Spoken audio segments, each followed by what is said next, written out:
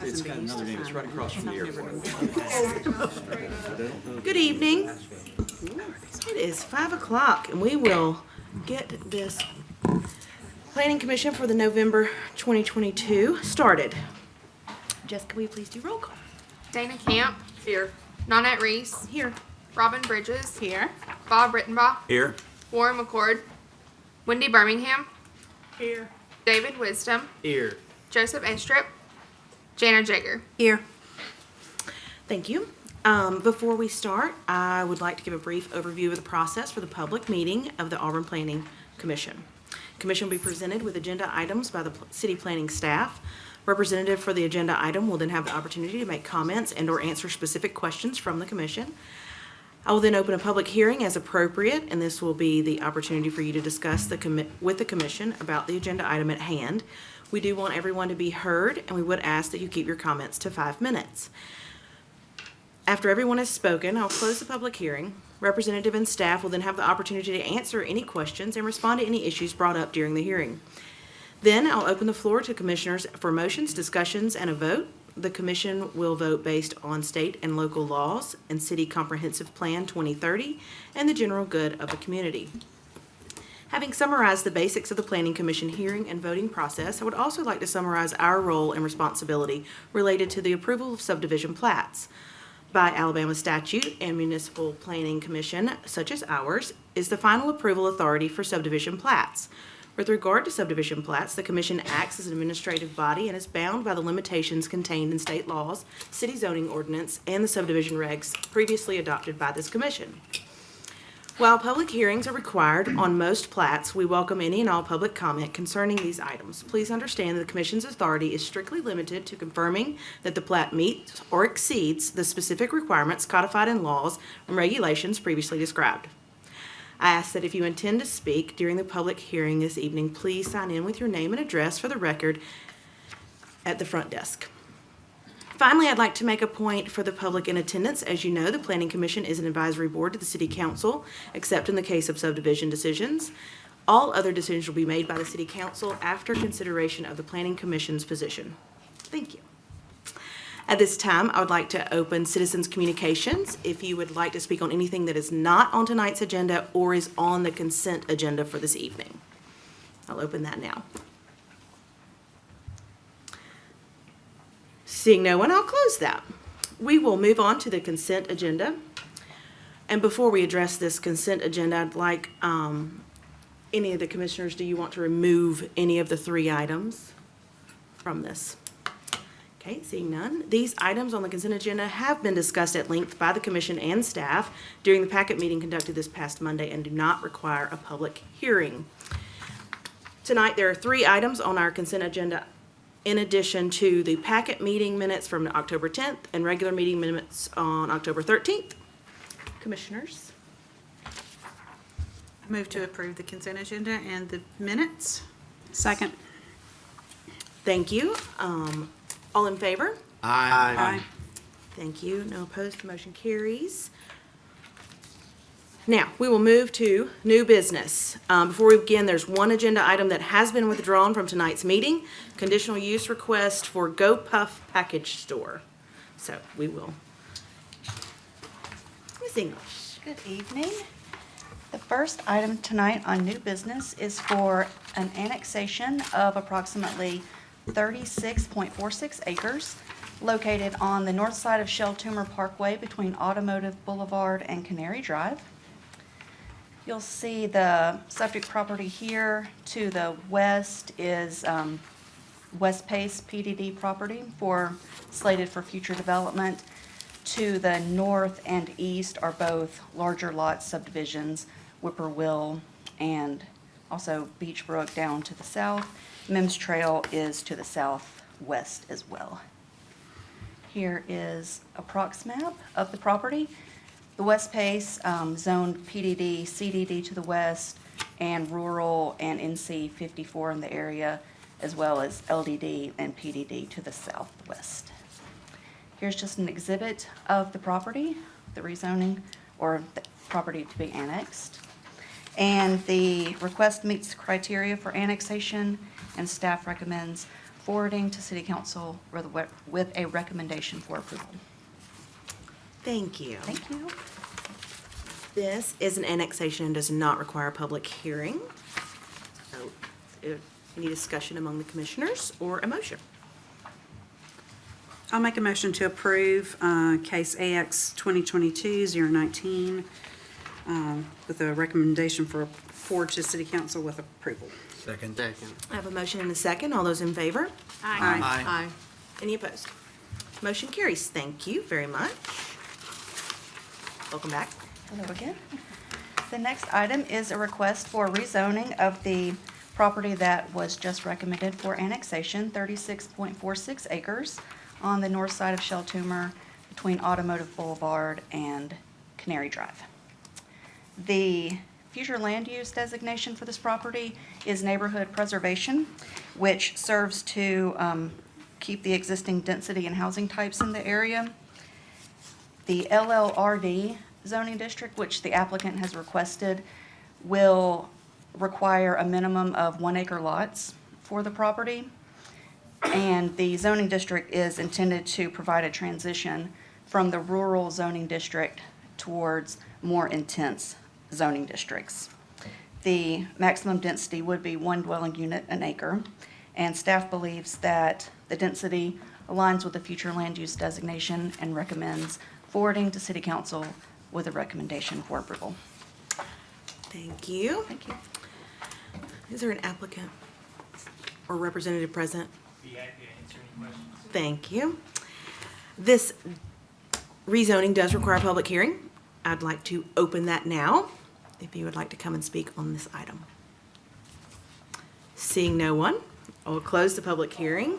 Oh, I'm sorry. Okay, please come forward. I believe we've got several. Oh, okay.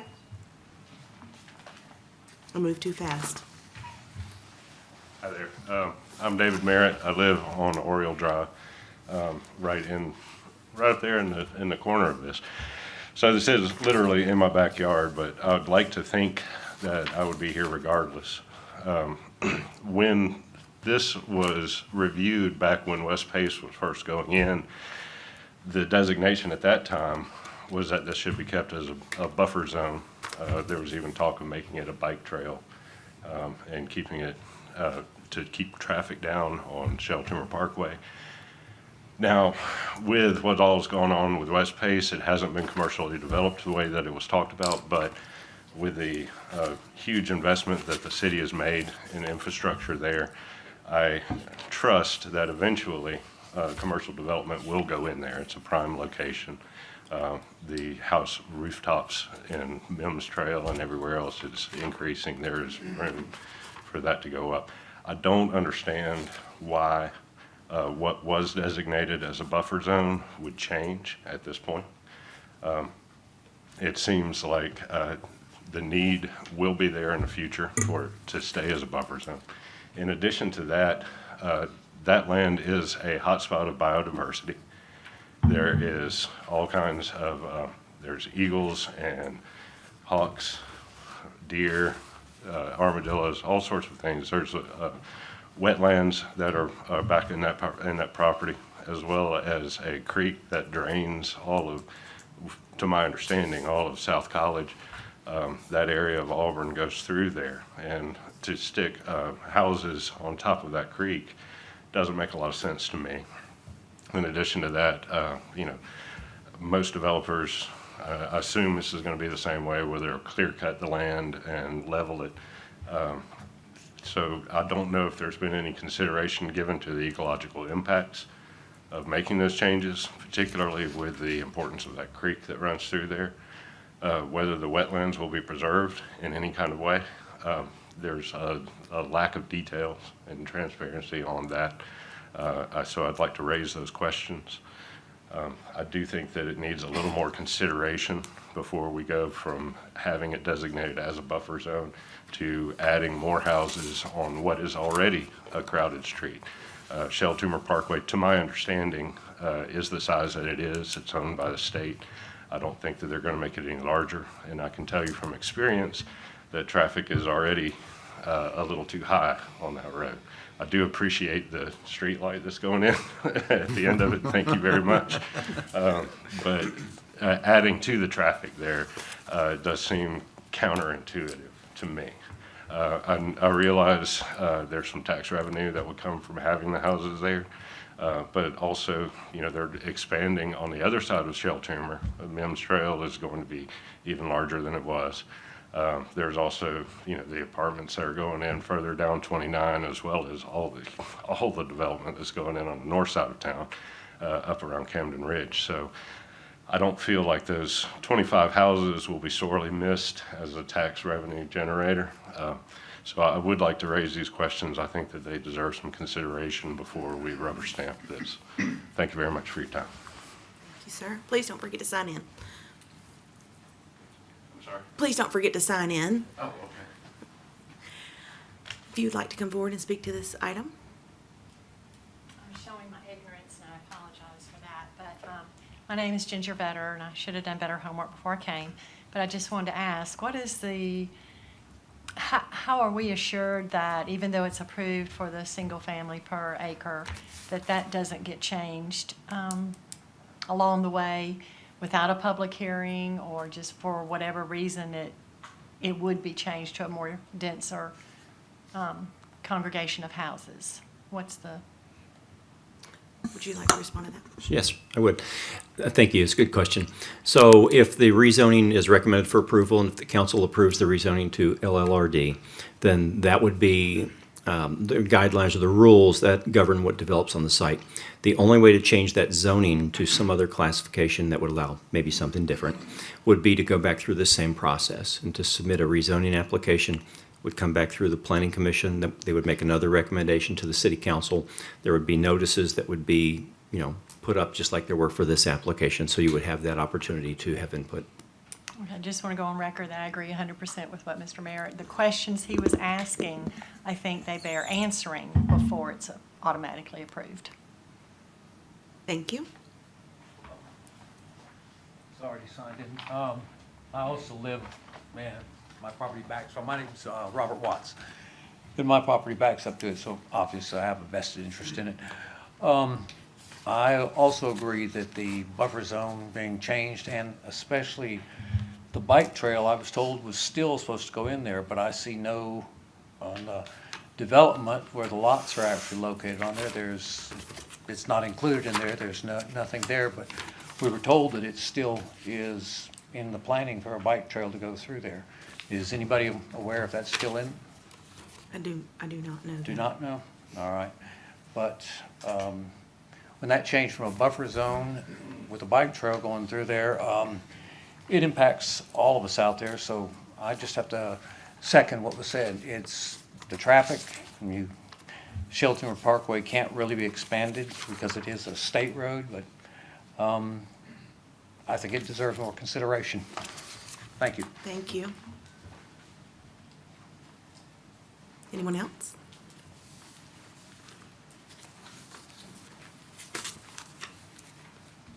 My name is James Stone. I live directly across Shell Tumor from the lower part of the picture there. I have no idea what is proposed for the entry and the exit to this proposed subdivision. Shell Tumor, and I've lived there now 43 years, so if you're looking for an expert on Shell Tumor, here he is. We've gone to move 3 times, and we have given up. This looks like home. And the reason it looks like home is because we fell in love. It's rural, it's scenic. 80 years ago, the state built a scenic roadway to its park. And in the intervening years, we city folks have turned it into a public street. Now, I'm here to object. If you really wanted to plan, you would take traffic off Shell Tumor, not put more traffic on. And the first step would just simply be go check with your water folks.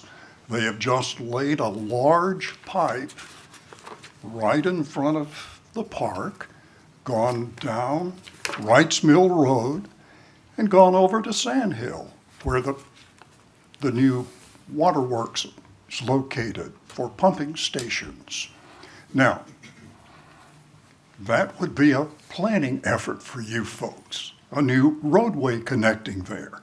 When I moved on to Shell Toomer, we could drive that road.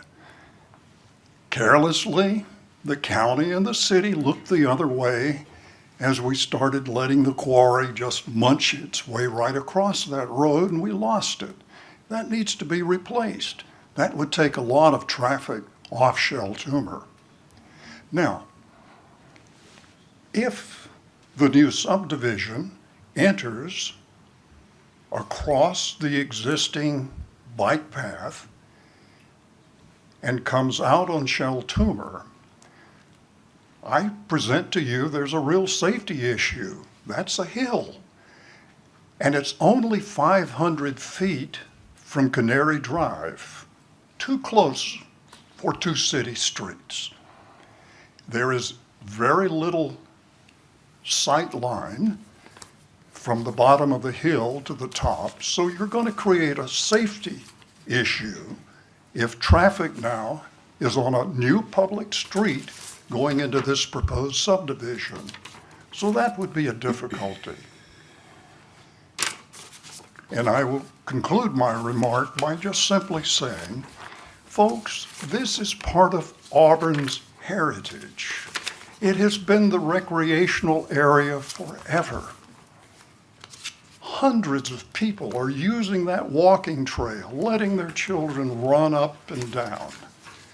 Another city street crossing this buffer that the state long time ago created, 300 feet wide, changes potentially the nature of Shell Toomer. It changes the nature of this part of town.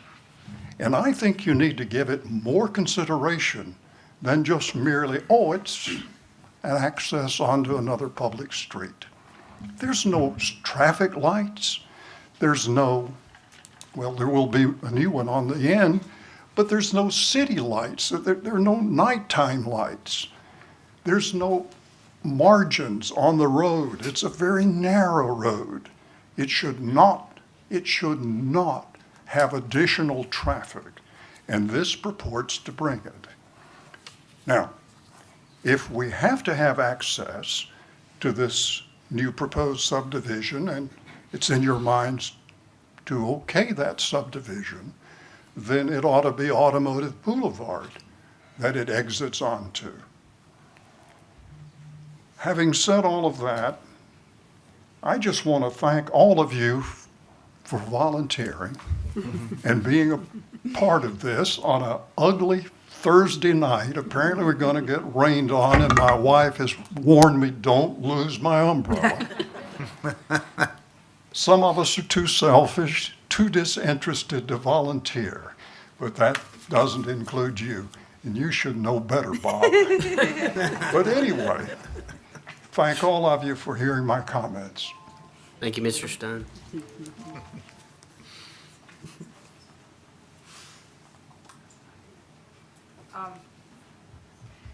I just want to echo what Mr. Stone just said. We've been out there for 33 years, and so we went out there because of the ecological parkway and the area and the conservation area. We also did our homework back then. We knew that that was a state parkway that could never be enlarged by law. It also was supposed to say not any commercial, it said no commercial development or limited curb cuts out there, so as, and I know a lot of people, I don't see familiar faces, but you know, when we lost the, when all the Mims Trail and all that came on the opposite side, we came to the city many times asking for consideration to keep it a parkway. And the consensus were from the city, other people said, well, if you live off the Parkway, why can't we live off the Parkway? It's not so much whether or not I live off the Parkway, it's so many houses that are coming to that area. And by the way, the area across the street, we were told at one time, when it first started, there would be like 90 houses tops. And as you all know, Mims Trail and all that area is hundreds more than 90 houses that's become. So eventually what has happened, and it's slowly, not slowly to us that live there, we're seeing all that go. So it's up to people, you, that decide whether or not we're going to keep it a parkway, period, or if we're going to keep it a park that, like Mr. Stone said, a walking trail. I don't see how the walking trail can stay there. Many more houses that's going to be coming in because there are lots of children going up and down that parkway with their little bikes. So there are some safety issues, and the cuts to the road has a lot of hills in it, so you have to be careful on accessing shell timber. But the other thing I wanted to say too, some people might say, well, I've heard the comment, you're lucky if you get 1 acre lots or 2 acre lots in nice big homes.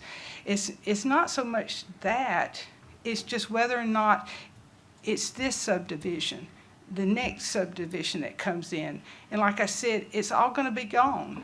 You know, so you're asking, you're allowing it to eventually just erode away all the parkway. There's a ton, like Mr. Merritt said, there are tons of wildlife there. When I worked for the university back in the early 2000s,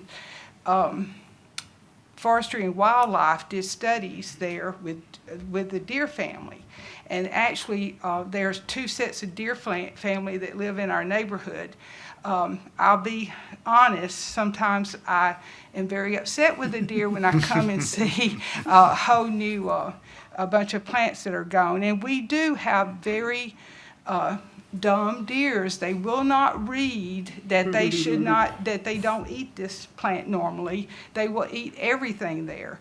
But just today when I drove up, I had 12 deer in my front yard. We have a couple of deer that actually sit down like dogs, and so they're very familiar, very happy in that area, and I'm willing to put up with no plants if I can keep my deer. Just like I said years ago, we loved our wildflowers. They're gone now. So across the street. So just think about, I do think it's not just us that live there, it's Auburn enjoys that area. And I also agree with Mr. Stone. I appreciate everything, especially your time to volunteer. And I recognize several people that I work with at the university, and I thought you were going to retire, and you didn't. But because this is probably a tough job. And I also want to thank Amber from the city planning. I don't know who she is, so I don't know if she's here, but she's been very transparent with us, and that makes a world of difference than what we feel this time than what we had last time. So I do appreciate your help. And I guess it's just how your vision of Auburn will last. So thank you. Thank you. Please don't forget to sign in, everyone who's spoken. Could we also get her name and address to match up with the record? Teresa Vest. Thank you. 218 Canary. And I actually butt up to it, so. Thank you. I'm on here. Hi there. I'm Julie Achagli. I live on one of the properties that will be right up against this. And I agree with everything everybody said. My most important concern is the environmental impact. Since moving to that area, I became a bird watcher, and I have identified over 35 species of birds just in my little backyard area. A lot of predatory birds. very important to our whole ecosystem. We have coyote, we have deer, we have, we have a lot. There's a lot going on back there. And I really feel like there should be an environmental impact study done to determine how it will affect that entire area. Because I think if they come in and just clear cut it, I think we're gonna lose just hundreds and hundreds of very vital animals in the area. So, thank you. Thank you. Anyone else? Okay.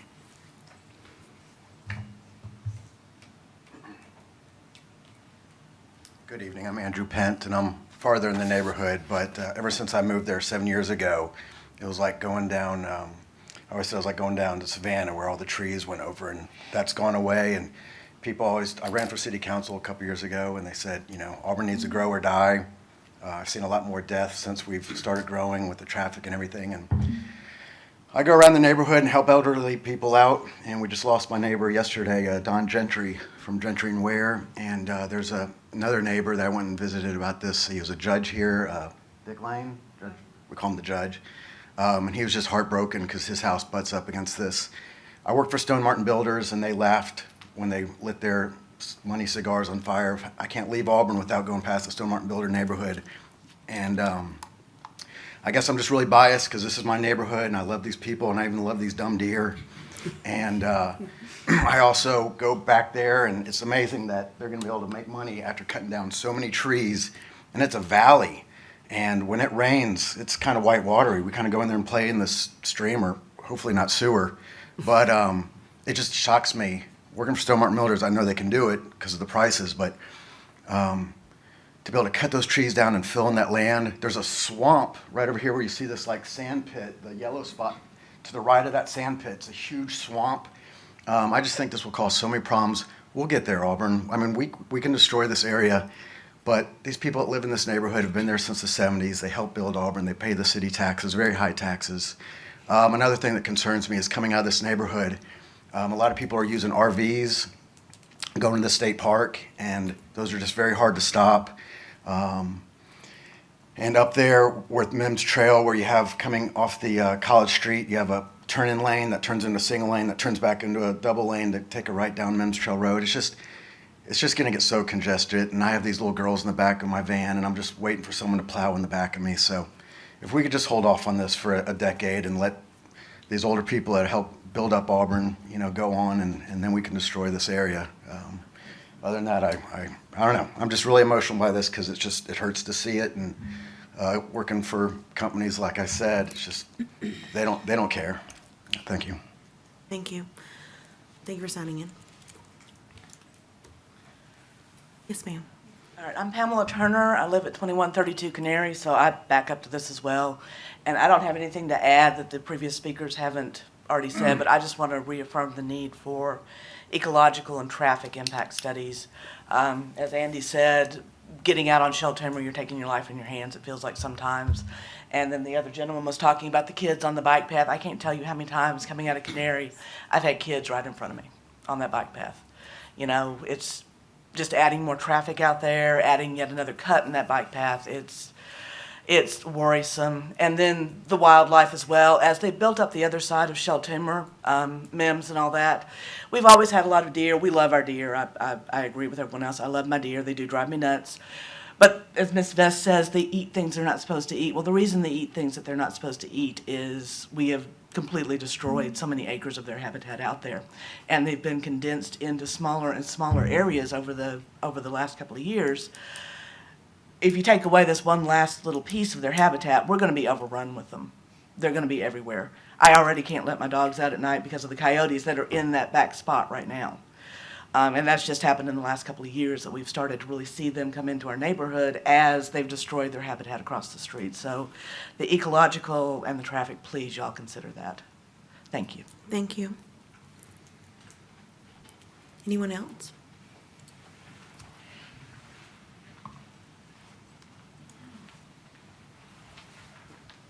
I would appreciate it if my time is not taken up for the answering of the questions that are specific to the regs and the state legislation on this. First of all, is there a road cut access to the other industrial development? We don't normally respond to answers to questions until you're done asking all of them, if you. Okay, that's perfectly fine. I have two questions. First question is there a road easement going into the West Carter Parkway onto that area or not? Automotive Boulevard, sir? Yes, sir. Okay. And the second question is has the proposed subdivision been looked at for watershed issues and specifically how that would be mitigated? Because right now on the plat, if you could pull the plat up of the actual development itself. It's in the next agenda item. Okay, it is up there. You had it, you flashed it up earlier. A considerable amount of the road access as proposed in this thing goes directly over the watershed. So there's going to have to be some fairly considerable watershed mitigation simply to be able to put the infrastructure in, to put the houses in. Has that actually gone through the planning staff, or is this just a plat? We're going to assume that they can somehow make this happen. It's an excellent question. We will ask them to answer as best to their knowledge. Okay, so we're not going to answer questions now. Not while it's public hearing. Okay. Once the public hearing is closed, the applicant and staff will answer questions. Okay, the traffic issue, I think, would be both from a safety standpoint and a traffic issue standpoint, aided considerably if there's an ingress and egress out of the subdivision going into the other road. Right now, you have a single point of access. If there's a safety issue, tree falls down, anything else, no public safety issue can get in there because you only got one way in. Second thing is on just the straight up watershed issue on there. Can it be developed under federal reuse requirements on watershed? And I don't know. But when I looked at the plat, the whole darn thing depends on that thing being able to mitigate the watershed or to have the access come in from the auto dealership, which doesn't go directly in there. Now, as long as this ends up ultimately being a low-density development of 1 acre, I actually do not oppose it. I think that given the way the city has developed and all, that is a reasonable use for the property. I do question whether or not it actually can be developed as put before you guys without an expert opinion on the watershed. Unlike many of the other people have spoken here, I taught real estate in College of Business for a decade. I have developed, I think, 5 subdivisions in another state. When I looked at that plat, the way that road came in with only one ingress into it and a big watershed coming through raised giant alarm bells in my mind. And if it was my money, I certainly would not develop it without having expert opinion on whether or not that meets federal and state requirements on handling the watershed. Okay. Thank you. Please don't forget to sign in. And could we get his name? Name and address, I'm sorry. I'm Avery Abernathy. I have a house on Mockingbird Lane, and I had already signed in. My apologies. Thank you.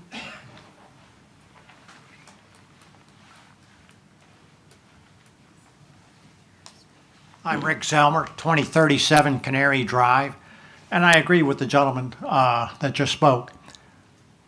I have yet to see anything that delineates the wetlands in this area, and I know there are some. As was pointed out, part of this land is swamp.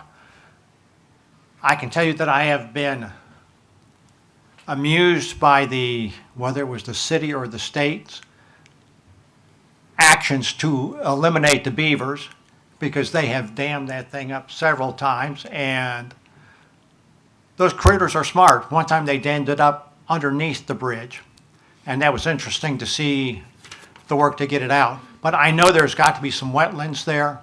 And that will probably, that has to be mitigated to meet federal regulations.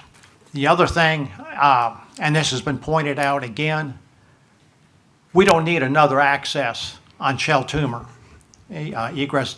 It should go out to Automotive Boulevard. That way you eliminate another access onto Shell Toomer. It's something that, well, it definitely need to be considered and worked into the plan. But I would definitely like to see what areas are designated of wetlands and what type of mitigation is going to be used. I mean, you can still have your lots, but you cannot clear right up to the creek. That's just not gonna happen, or should not happen, I'll put it that way. And I know there's other parts in Auburn where a lot of development has occurred and we've had flooding.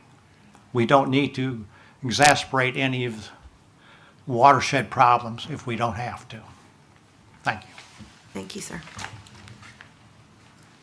Anyone else?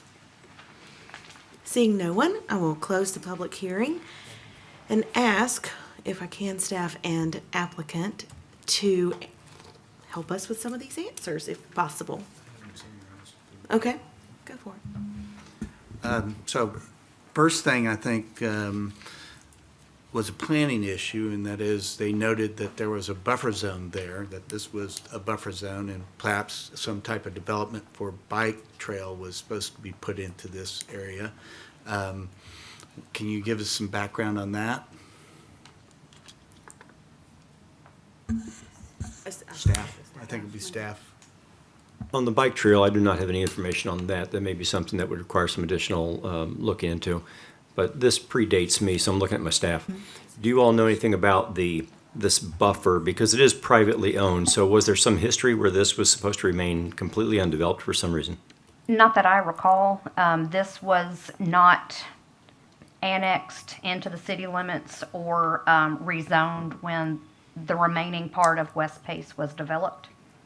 And it was not included in that plan. Okay, so there wasn't anything regulatory that, when that was approved, that designated this as a buffer. It was a completely Not that I different recall. piece of land, stands alone, and it is not owned by the city or the state or anyone like that. So it is privately owned, was at the time. Correct. Thank you. What about biodiversity, environmental impact concerns? Is there a requirement for an environmental impact statement in this particular case? Staff says there's no requirement. And then is that because of the size of lot or number of lot or anything like that? There's just no requirement.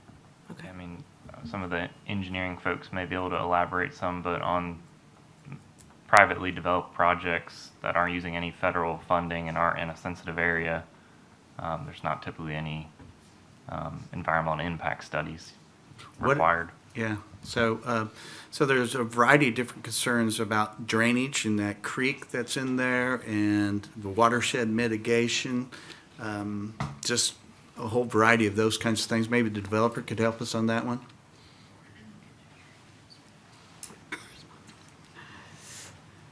Blake Rice, Barrett Simpson Engineering. I can answer a few of these questions, hopefully, satisfactorily. The number one, I did hear a significant amount of concern about clear cutting and tabletopping this project, and the idea of using the large lot residential development district is truthfully simply to combat that issue. The purpose here is to put in a more rural type roadway, not clear cut this, work with the topography that's there, grade what we have to for the roadways, and leave the lots themselves in standing timber as much as possible. This is not a development that is intended to be, flat pads, and we're looking at this for custom homes, things of that nature. As far as the drainage itself goes, this is the first step in the development process. So when this process is over, whether it's positive or negative, if this project is going to move forward, at that point, engineering studies will be performed, topographic surveys will be performed, and that is my staff's responsibility to look at how the drainage will work with this particular piece of property. The city staff is responsible for overseeing that process and making sure that our engineering design is done per city, state, federal regulations. Along those same lines, the question about the wetlands, I will guarantee you there are some wetlands on this site. A wetlands delineation has not been performed yet. Before the first shovel is put into the ground, a wetlands delineation will have to be performed and will have to be approved by the U.S. Army Corps of Engineers. If there is any wetlands impacts, those impacts have to, again, be permitted through the Corps of Engineers and properly mitigated. But that's all part of the engineering process. Okay. I have also issue dealing with the bike trail. I think you have plans for the bike trail on the north, on the The current bike trail parallels Shell Tumor. Right. And it is part of both the state's requirements and the city's requirements that the bike trail could possibly be adjusted or something like that. But bike trail has to remain. Okay. And it has to be properly crossing any new city street. There's an issue about traffic, couple different issues. One, the amount of traffic that will be added to what is already a designated state road for a park, and the ingress and egress into that. And that question comes in a couple different ways. One is both the taking it onto Shell Trimmer, but then also the possibility of taking it to Automotive Boulevard. Sure. Can you speak to that issue? I can, both. So the gentleman that asked direct questions, I think I tried to answer one about the wetlands and watershed. The other one was the access to Automotive Boulevard. The very basic answer is no, there is no access. This, oddly enough, these are separately owned parcels. We all know that West Pace went into foreclosure, and it was done separately because they were separately owned. So this parcel of property has nothing to do with West Pace. It is different owners, completely different. There is no access across here to Automotive Boulevard. Plus, the western edge of this property is it doesn't follow exactly, but that is the major creek in the area. And if you'll notice on the plat that'll come up at the next agenda item, the lots, the road is as far away from that, creek as we can get it, to have lots on both sides. So the intention is to leave all of that natural and not do any work in the creek or in the creek buffers or anything of that nature. Okay. But no, there is no access easement. There's no right of access. What about safety issues? One of the individuals who came up commented, said there'd be, with just one access in and out, that there could be safety concerns. So, and the city staff may want to jump in here, but that is typically governed by a number of codes. The city of Auburn, to my knowledge, does not have a specific number of lots that is a maximum number of lots for a single access. Typically, we use an idea of somewhere around 100. That's typically what we see. We're looking at 25 lots here.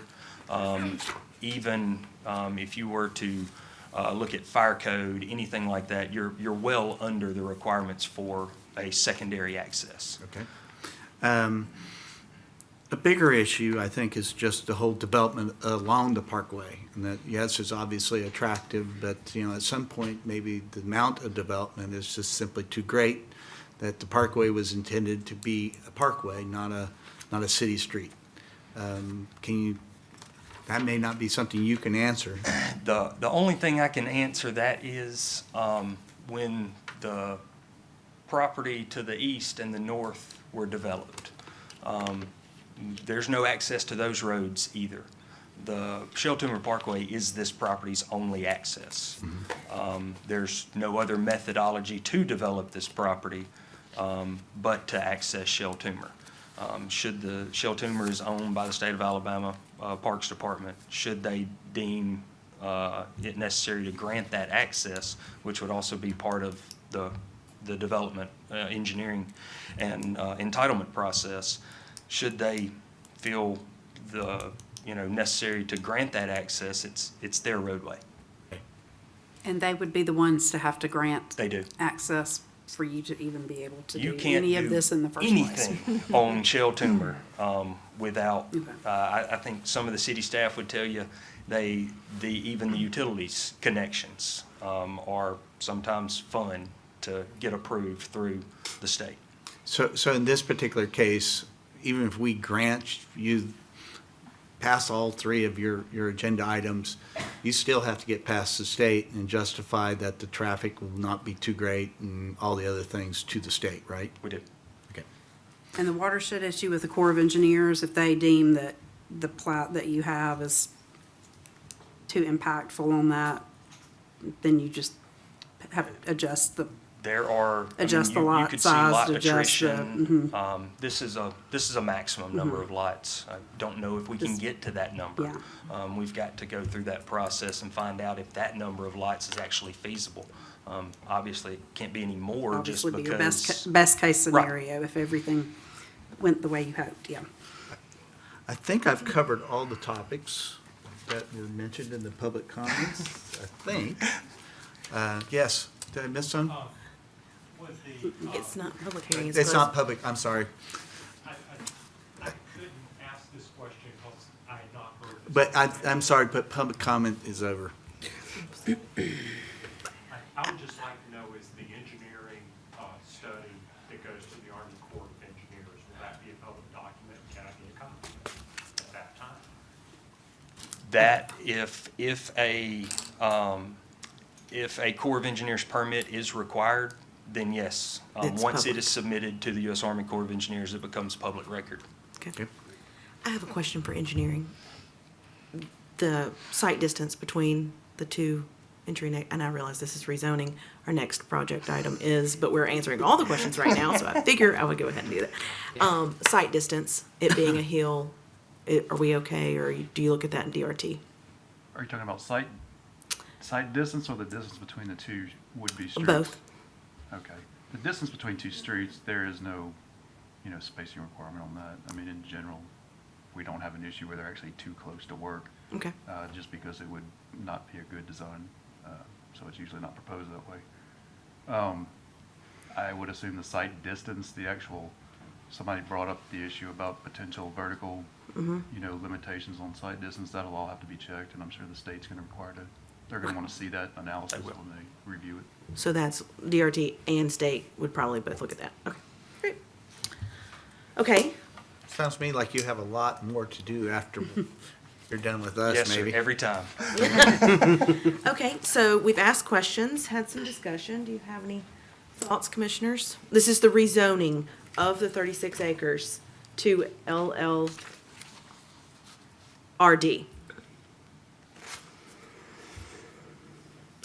Motions, discussions? I motion to recommend to City Council that we do grant the rezoning of RZ 2022-11. I'll second. Okay, I have a motion and a second. All those in favor? Aye. Let's do a roll call. Robin Bridges, Yes. Dana Camp, Yes. Jana Jager, Yes. David Wisdom, Yes. Nanette Reese, Yes. Bob Rittenbaugh, No. Wendy Birmingham, Yes. Joseph Astrup. No. Okay, motion does pass. Okay, Ms. English? For the preliminary plat. Yes, ma'am. Preliminary plat, this will be the same subject property of the previous two requests, 36.46, and the applicant is requesting to subdivide that into 25 conventional single-family residential lots, which will range from 1 acre to just over 2 acres, 2.07 acres. Here is a copy of the plat. You will see the floodplain down on the southern portion of the lots. And the plat does meet or exceed our subdivision regulations upon addressing any staff comments, and staff recommends approval. We will also we will require that there are stream buffers on the plat around that floodplain area. Are there any comments of note? Really, just the stream buffer, I think. We will require that there's an easement for the proposed bikeway that's shown on the Greenway and Green Space Master Plan. Why the mailboxes? That is a requirement from the post office, and it's something that they can work out with the post office.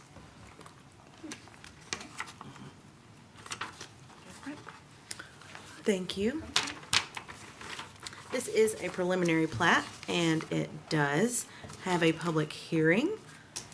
We'll open that now. Everyone said their comments during rezoning. Yes, ma'am. I'm not sure where this. Name and address just one more time since it's a new item. Yeah, Teresa Vest from 2180 Canary.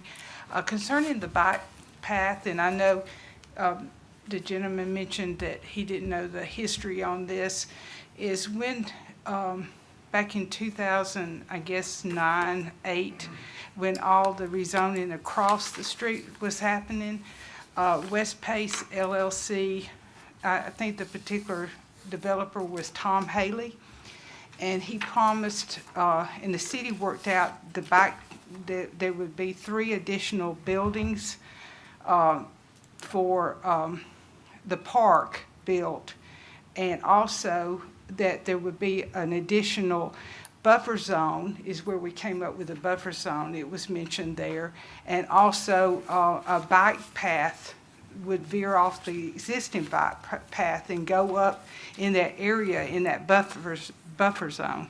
So that's just what I wanted to say. That's what we were told and what was discussed with the city and Mr. Haley, is what our community, our neighborhood, that's where we gathered that. So I think what's happening too, when this now has been turned over to another developer, which sounds like he's more, how can I say this, conscious to our feelings than the other developer. It still is what we were promised by the other developer.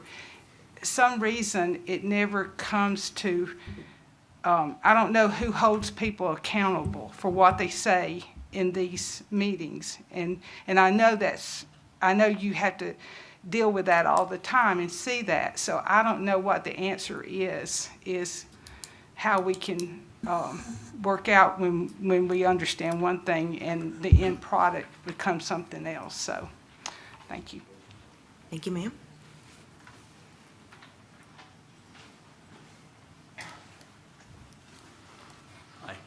Floyd Vest, 2180 Canary Drive. I'm going to echo just a few of the comments that you've heard previously. One, with regard to the bike path, if you're looking for that, you can look on the city's webpage under maps, under bike paths, and you'll see the bike path shown on that property there as a proposed bike path. So, obviously it does not show on the plat. So, without that. If the plat is approved without the bike path, then it will move forward and that bike path may never be put in there. So I would recommend getting the bike path shown on the plat before approval, not after approval. And the second thing, and I'm going to echo the comments that have been said about Shell Timber Parkway, specifically about the bikeway. The path that they show, the egress that they show across the bike path will hit the bike path just shy of the crest of the hill, which means it will actually cross the bike path on a hillside. And if you ride bicycles, you really don't want to stop on a hillside. So I would suggest that either they move that closer to the crest of the hill so that it is not crossing the bike path at that point, or as it's been said previously, and I know that by virtue of bankruptcy and all that kind of stuff, that these properties are owned by separate people. But the original concept was that this property would be accessed off of West Creek, an extension of West Creek Parkway, which is already there and goes there, and that there would not be another cut onto the parkway. And there was a whole lot of discussion. There was a lawsuit. There was a settlement that was not followed through on, but there was only supposed to be those curb cuts that we see now was all there was supposed to be. And promises are made and promises don't often follow through. But thank you anyway. Don't forget to sign in, please, sir. All right. Thank you.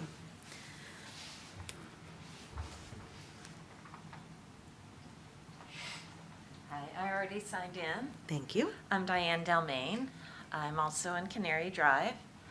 And I had a question about the utilities and if there was any possibility of easements being made on or through any of our properties. I agree with concerns about the wetlands, and I have to say that I am happy to hear that they're talking about preserving the trees. That was one of my main concerns, because I'm also a bird and deer and raptor lover. So I hope that actually happens. So I think that covers it. I'm going to keep it brief, not go anywhere near my 5 minutes. So thank you all for hearing me. Thank you. Thank you.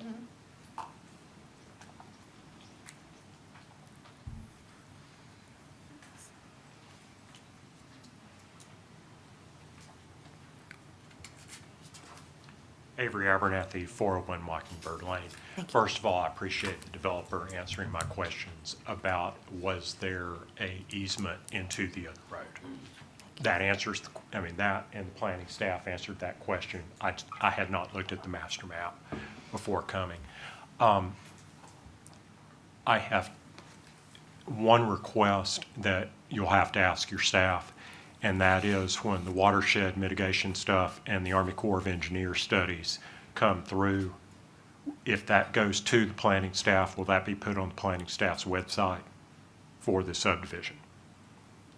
I think that is a very critical issue for this. And since this is a public document, having it on the city website associated with this subdivision would be helpful to one and all. Second thing, and I am extremely familiar with land use requirements in the state of North Carolina. I am not so familiar with the ones in Alabama. In North Carolina, at least, given the water going through this, this screams do me as a conservation subdivision, where part of the watershed is set up. It's basically a private park for the development, and you have less intense uses of the land. That might ultimately be what happens when they consult with the Corps of Engineers.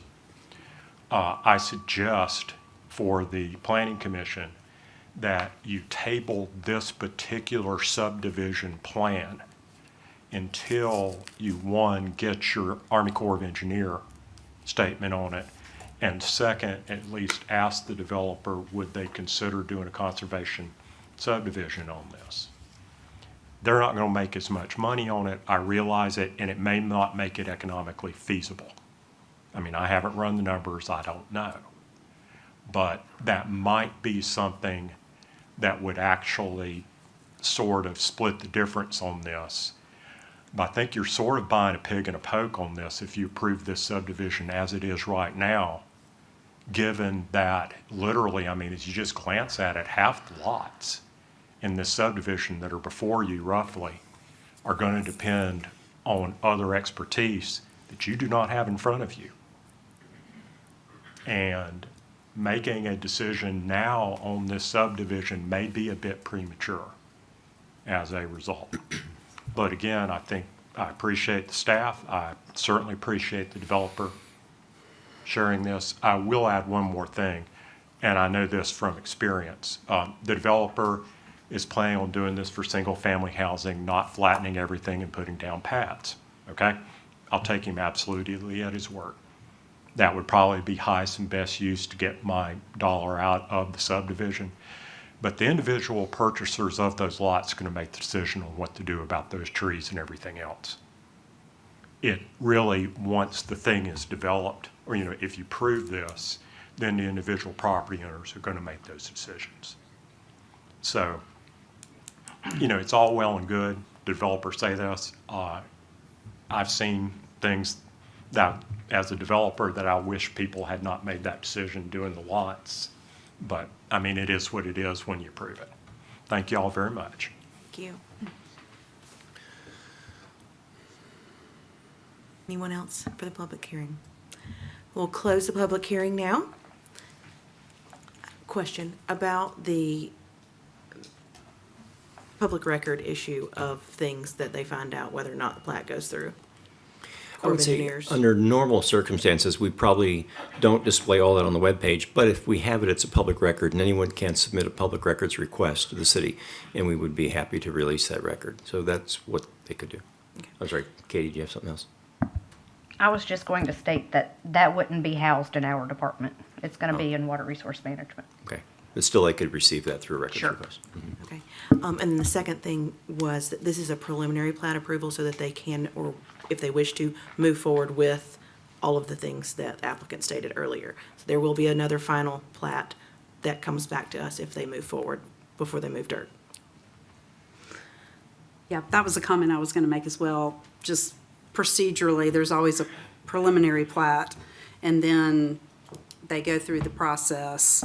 And a lot of times it's so they know that the subdivision will be in some form allowed there, so then they can do the studies and the impact studies and all the things that need to be done. And then a developer will present a final plat that may or may not look like this, and it will come back through this same process, yeah. So the final plat has to be presented back to the commission as well. So there'll be an opportunity, again, for comments on the final plat as well. And then I also wanted to just point out, because we addressed a lot of this in the last item, that there are some comments that are going along with this either recommendation for approval or denial, but there is a planning comment that says that, you know, they would like, the planning department wants the developer to provide the easement for the proposed bikeway. That the Water Resource Management says that, you know, the stream buffers need to be shown on the final plat. I know there was a very specific question about that. So a lot of the items that you're concerned about are items that the planning department, and they do a good job, have already identified as things that need to be addressed by the developer during the process that happens between preliminary plat and final plat. And so all those kinds of questions get answered during that phase. And the planning department, I think, is very receptive to people who ask questions during that process. You know, if you want to know kind of where something stands, they're pretty good about providing that information. Madam Chairwoman, if I could just add for clarification, you know, I do think a lot of the items that have been mentioned, a lot of the concerns that have been mentioned, to the degree that those are requirements that the city has that we enforce, those will be addressed before final plat and certainly before anything gets recorded on the neighborhood. On the issue of trees, you know, the city doesn't have a tree preservation ordinance. So what you try to do is, if you can do what the applicant has suggested here, which is not clear cut the land and let the individual property owners, when they purchase a lot and build a house, decide what they want to retain, what they want to remove. That's really a good practice, because that's, again, consistent with anybody in town. If you have a lot in town, you want to cut trees down, you want to save all the trees on your lot, you make that decision. But it's better to allow the final customer to make that decision as opposed to a developer on the front end clear cutting all the land. So I think that's important. And then there have been comments about promises, and I would just make a general comment on that, you know, as staff, when we review things, we have regulations that have been adopted by the Planning Commission or City Council, and we can enforce those regulations. And if there were conditions on something previously, then we can enforce those. But private conversations or conversations what people say in a meeting, those are not things that necessarily are enforceable as much as we maybe like for them to be. So just a general comment on that. Thank you. I think there's one other question about utility easements going through existing property owners.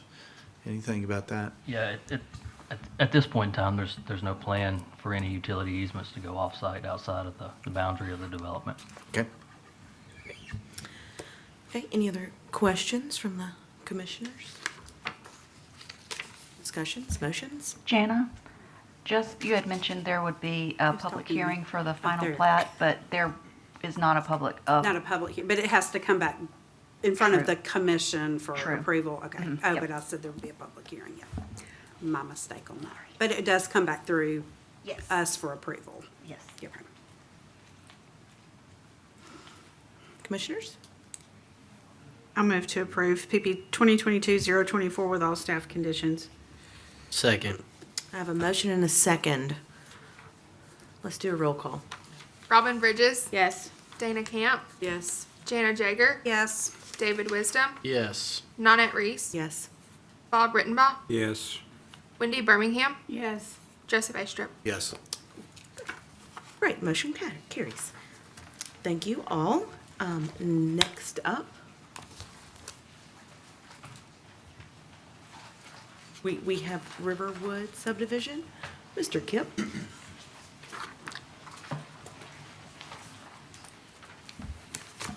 If you Good would wait evening. just 1 second, just 1 second. Be great.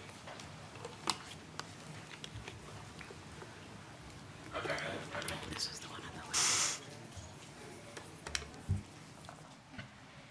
Okay. Good evening, Commissioners. The request before you is for a preliminary plat for a 10-lot performance subdivision. The property is located at the terminus of Riverwood Drive, south of I-85. The property is zoned CDD and has been zoned, which allows townhomes by right. Our records indicate that this piece of property has been zoned CDD since the 1990s. And so it does allow, as I mentioned, townhomes by right, but the preliminary plat does come before you. Here it shows 8 townhome lots and 2 open space lots fronting on a what would be a new cul-de-sac. The project does not involve opening or creating any additional streets or connections, and the plat does meet or exceed all subdivision requirements. Therefore, staff recommends approval. Happy to answer any questions you might have. Are there any conditions of note?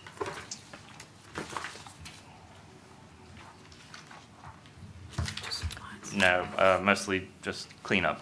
Is it a current step out? Yes, it is an existing cul-de-sac, but it has not been dedicated as public right-of-way. Thank you.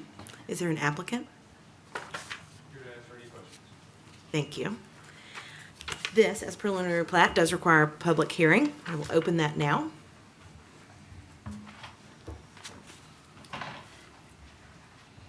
I've signed in. Thank you. I'm Meredith Bryan, and forgive me, thank you for your service. I'm used to talking to first graders, so it's a little nerve-wracking talking in front of adults. It'll work out well. I'm on 2301 Riverwood Drive, and I represent most of our neighbors in Riverwood. And if you've ever been down that street, it's especially at Halloween, and it's kind of like a Mayberry. It's a really special place, and we are not the large homes at the front of Morse Mill. We're smaller lots and smaller homes, and we're already crowded. And if you have been down there and looked at the end of the cul-de-sac, it's hard to imagine that many structures being put at it. We have deer. We have lots of birds, lots of raptors, and it's really the only wooded area left after this new development that was done off of Champion that allows any place for the wildlife in that area now, and they've all kind of moved that way. And another example, I'm deathly afraid of snakes, and we have, since that other development has happened, we've had a rattlesnake in our backyard and a copperhead right behind the woods back behind our home. And so some of the questions that I ask is, we were under the impression that it's a wetlands area. It's right up to I-65, or 85, excuse me. And it's a really steep slope. And so where would all of this water drain to? There's a creek that it drains into now, but if all of this is put there, where does all of the water coming off of 85 go? And then this would have to be almost a clear cut. My dad's in the timber business, so there's not any way that this small of an area could have many trees left after it's developed. And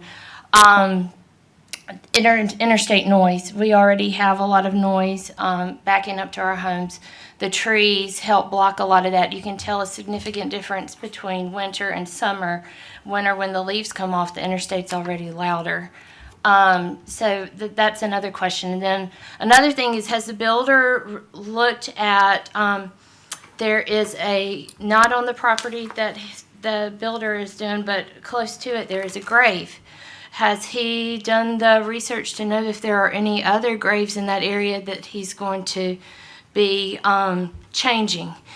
I just asked, I would be more than happy to have single-family homes. We're all single-family homes in the neighborhood that we're in now, rather than putting up townhomes. We would much prefer, if this passes and continues, we would be more welcome to single-family homes to keep our property value as it is and to keep our neighborhood as lovely as it is. So I really appreciate y'all letting me speak and your patience with me as I muddle through this. But I really just would like for you to consider all of the things, the environment, the water issue, just the amount of structures being built in a very small area, if you would consider all of those things. Thank you. Thank you. Anyone else? Did you sign in? I haven't signed in, but I promise you I will. I'm James Andrade. I've lived on Riverwood. I call it the low-income section of Moore's Mill. Raised my family there. I'm a tree lover. I'm a wildlife lover. I'm a weirdo in the sense that I do feed raccoons and all kinds of wildlife on my back porch. It's just a lovely neighborhood, and it's full of children. The trees are, have quickly been taken down, which doesn't leave a whole lot left if this is approved. And it's so close to the interstate. It's hard to fathom that we could actually put something there. I'm actually 2308 Riverwood, so I'm actually the last house on that cul-de-sac on the right.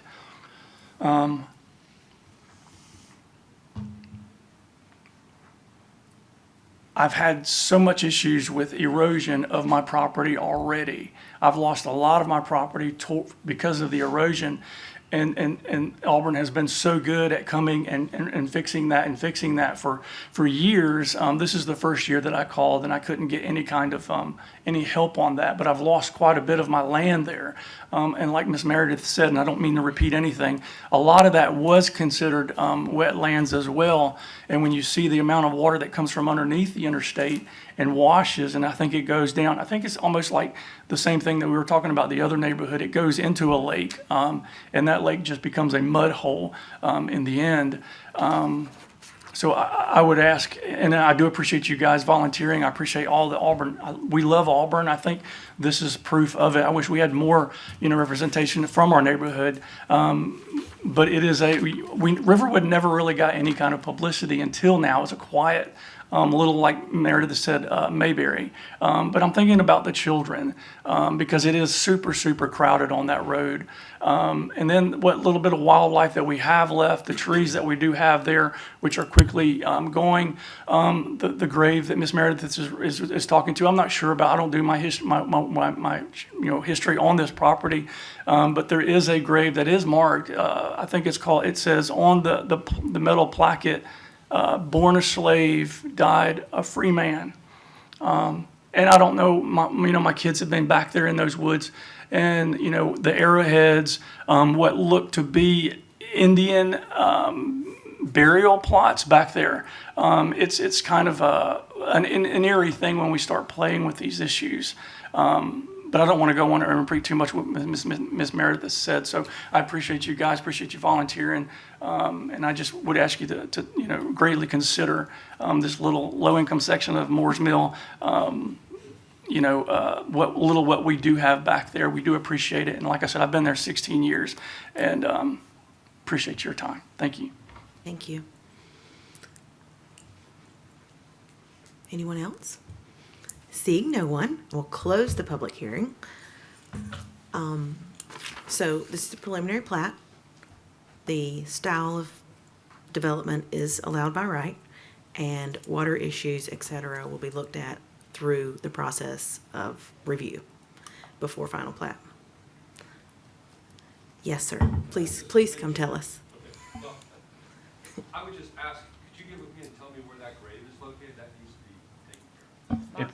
It's not on this property. It's not on your property. It's, Oh, it's not? it's down here. Yeah, so we're 2301, so if you're going towards Okay, the. so y'all, I'm sorry. Can y'all talk about this afterwards? Thank you. Yeah, but just to clarify, the grave is not on this subject property. It's on I am separate- aware of that Okay. grave. I have seen it with my own eyes as well. Go ahead. You were going to say something. It was that. Oh, about the grave. Okay. I actually am familiar with this, and parking is it's awful on that street. Do we know within this preliminary plat where they park? They park off the street? All parking is required on the property, and it's one space per bedroom. Okay. Right. Did we answer all the questions? Well, with the erosion issue, just address the erosion issue that was discussed earlier? Well, he's actually not on the property. He's next door.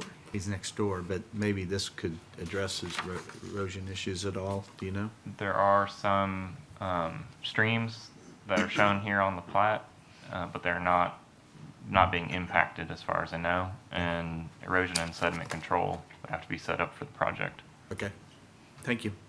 Okay. So, motions, questions?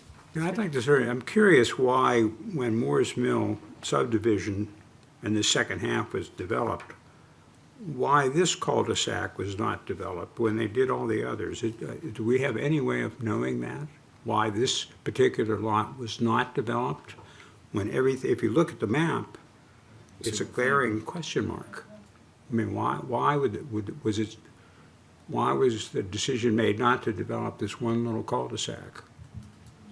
Yeah, and everything else is DDH, and then all of a sudden it goes, Do you want the applicant to address that? It's rezoned as part of the. Yeah, well, that or if the planning commission has any knowledge of why. Our Your name's You not thought- even on it. Yeah, you thought you were getting out of this. We know you know, This Parker. is probably out of order, but I will answer Quite your question. Sorry, Parker Lewis with Hydro Engineering. I actually did the design on that. Riverwood, which was originally called Moore's Mill Phase 2, predated Champions Boulevard being built. So it was originally possibly going to swing around and continue over to Bent Creek. Once Champions was built, it sort of became the end of Riverwood. And Riverwood was stubbed out, and you can see it here. It was stubbed out, but not connected to the new subdivision in Bent Creek. But that was originally why this sort of piece just stopped, and it just so happened that it was this old CDD triangle. Actually, that piece of land was owned by. Can you come forward, please? Thank you, Parker. Thank you. Takes a village. Mike Marr, Precision Surveying. Actually, I work for Fuller Surveying. That piece of land actually belonged to Lipscomb Land Company.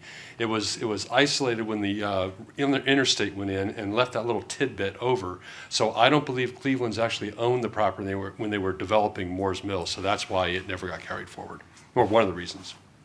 Thank you. Okay. well, History? Okay. All right. Any other questions, comments, discussion, motions?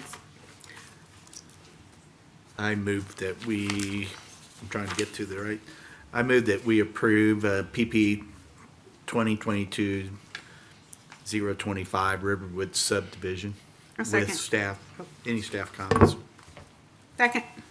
I have a motion and a second. All those in favor, please say aye. Aye. Any opposed?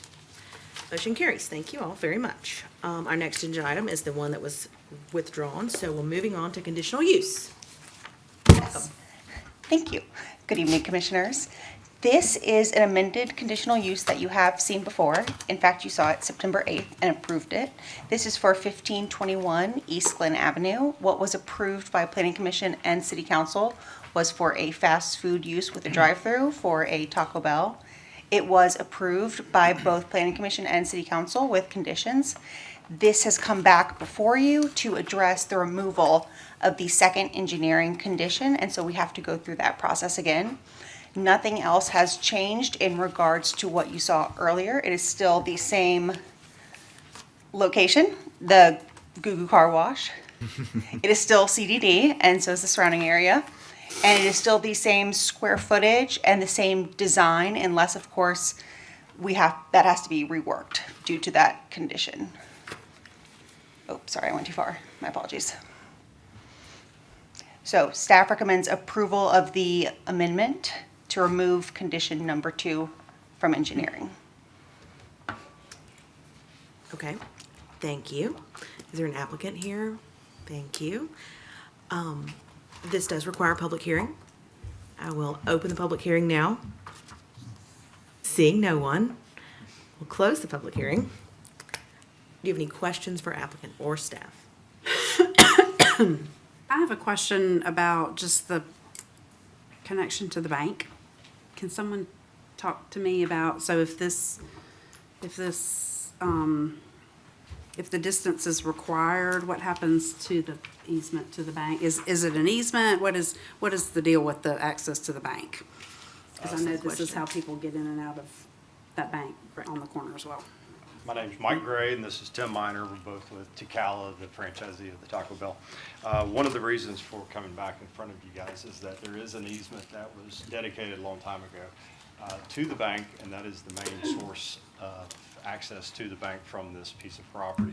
And through all of the research and the deeds and easement locations, there is a strip of land that is parallel with the eastern property line, which was a dedicated slope easement, right-of-way, constructing, they could do anything they wanted to within that piece of property. The other part is the easement that is parallel to East Glen that runs across the Goo Goo Car Wash. And so those two as combined provide the access to the bank.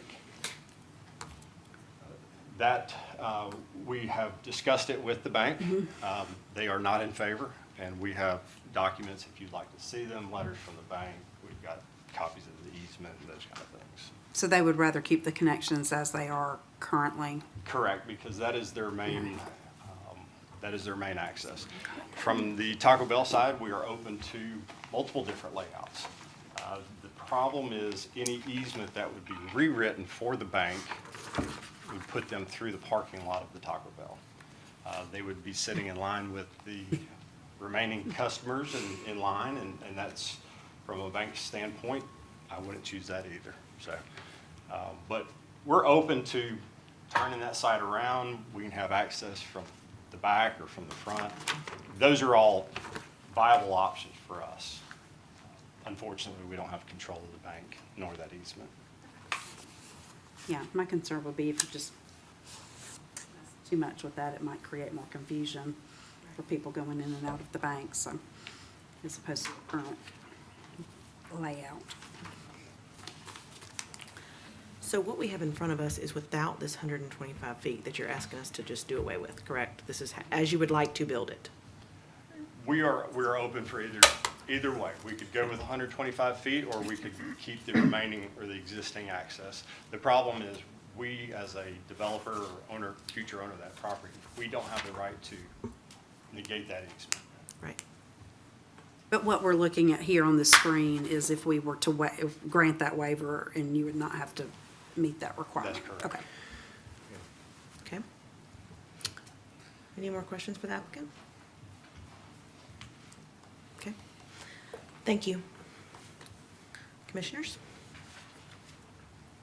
I would recommend, make a motion to recommend approval of C 2022-050 with, that we forward to city council with a recommendation of approval. Sorry, I lost my words. Second. I have a motion and a second. All those in favor? Aye. Aye. Any opposed? Motion carries. Thank you very much. Madam Chairman, or Chairwoman. Yes. Just for clarification, what you just recommended is to recommend approval to the city council with, it'll have the same conditions that were in your previous recommendation from September, minus condition number 2 from engineering. So we are retaining everything else that was Correct. originally approved. Yes. Correct. Thank you. Just confirming. Thank you. Correct. As amended, I guess. Yeah, as amended. Yeah. Conditional use request. Good evening, Commissioners. I have another conditional use Welcome back. request. This is for an area that you're now familiar with. So we were going a little bit north of where we just were. Wow. So this is address 1625 East University Drive. It is in CDD as well, just where we were. And this is a conditional use request for a fast food restaurant with drive-through only, specifically for a coffee shop with no seating. Patrons can't go inside, it's staff only. It is a drive-through only coffee shop concept that has been done other places. I don't know if it's been done in Auburn yet, but it is not a new concept, just possibly new to here. What was submitted meets all of our requirements for a corridor overlay, for parking, and everything will be reviewed at DRT, but so far everything has met or exceeded our requirements, including the parking and the cladding and all of those requirements. And there are no conditions on this? No conditions. There are no conditions. Did their homework. Excellent. Morgan. This does, as a conditional use, require a public hearing. We'll open that now. Seeing no one, I'm going to close the public hearing. Commissioners? I'll move to approve 2022-051. Second. I have a motion and a second. All those in favor? Aye. Aye. Any opposed? Motion carries. Thank you. Oh, Ms. Robson. Good evening. Good evening. This is a request for a waiver to the parking requirement as found in Table 5.5 of the Development Design Standards for Urban Neighborhood East Zoning District. The property is located at 120 South Ross Street, and as I mentioned, it is zoned UNE. The property is outlined in the white and black check. The request is to provide 20% of, or less than 20% of their required parking for a private dormitory use off-site on property outlined in red. The waiver is to the parking requirement. It states now that a maximum of 20% of required parking can be provided off-site as long as it is in a city-owned facility and there are lease agreements. The city no longer does that. So what the applicant is proposing is to provide a maximum of, well, it's actually less than 20% off-site on property that he also owns. And I believe the applicant is present. Yes. Thank you. I'll be happy to answer any questions you may have. Okay. This waiver does require a public hearing.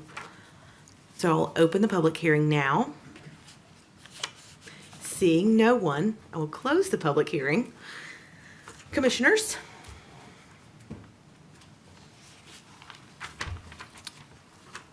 Comments, questions, motion? Logan, can we go back to the aerial view, please? Thank you.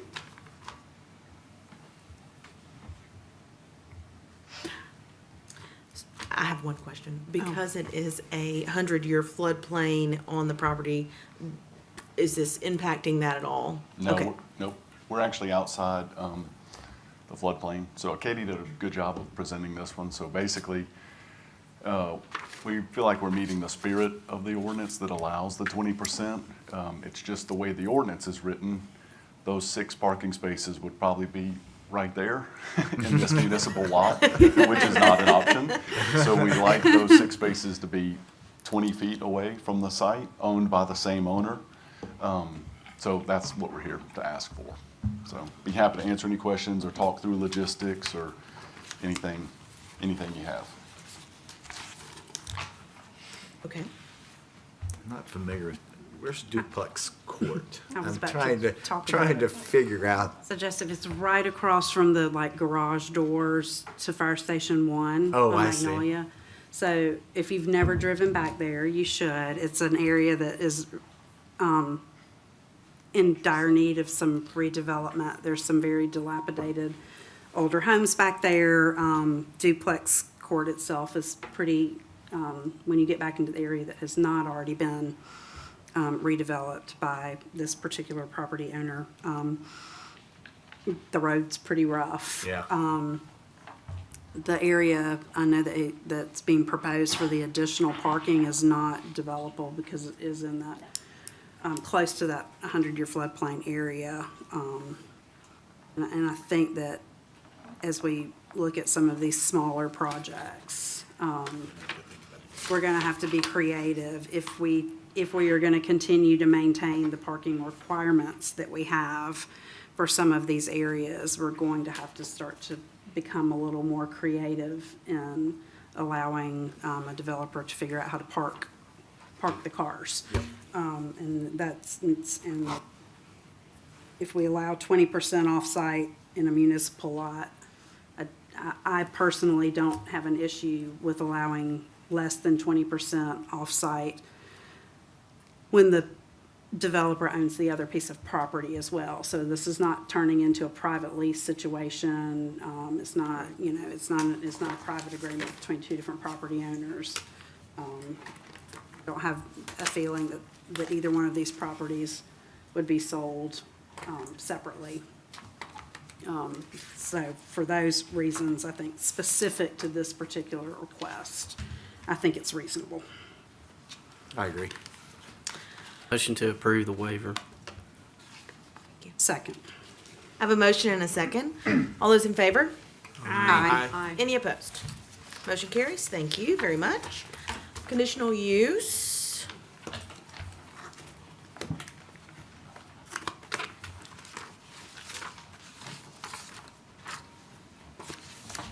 This is a request for conditional use approval for a performance residential development, a 6-unit multi-unit development located at 762 North Donahue Drive. The subject property is zone DDH and is a little bit north of Drake Middle School. The proposed product type is considered multi-unit development, but it would essentially be a townhome product with front entry and rear parked. It is 6 units and it does meet our comp plan, and therefore staff recommends approval.